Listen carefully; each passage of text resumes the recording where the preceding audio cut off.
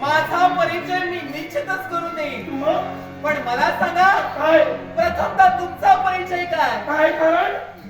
अरे प्रथमतः परिचय तुला मी विचारला, पण तुला माझा परिचय कसा होय? एकाच गोष्टीसाठी आम्ही लढत होता मच्छिंद्रनाथ तुझ्या समोर होय. मग मच्छिंद्रनाथ, आता मी माझा परिचय तुम्हाला करून देते. ज्या मार्गाने तुम्ही चाललात ना, त्या हिंगळा मातीची सेविका मातृका म्हणतात मला. मातृका? मग माझ्या मार्गात का?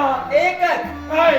हे जे क्षेत्र आहे हे पवित्र क्षेत्र आहे, आणि अशा ह्या पवित्र क्षेत्री फक्त आणि फक्त पुण्यवान व्यक्तीला स्थान आहे. मग समोर दिसणारी व्यक्ती ती पुण्यवंत आहे की पाप कर्म युक्त आहे, हे जोपर्यंत मी जाणून घेत नाही तोपर्यंत मी तुम्हाला प्रवेश देणार नाही.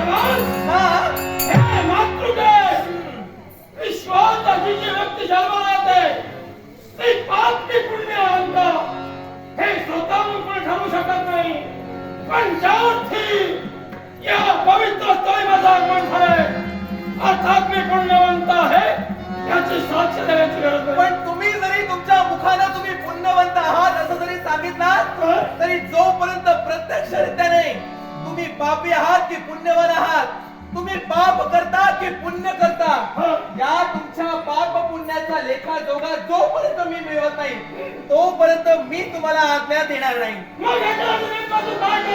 एकच मला सांगा, तुम्ही जीवनाच्या ठिकाणी जो मार्ग आचरणात आणलात आणि आज हिंगळा मातीचं दर्शन मिळावं या उदात्त हेतून मार्गक्रमण करतात का आणि कशासाठी? केवळ विश्वाच्या ठिकाणी मी सत्कार्यासाठी घेतलाय आणि अशा सत्कार्यासाठी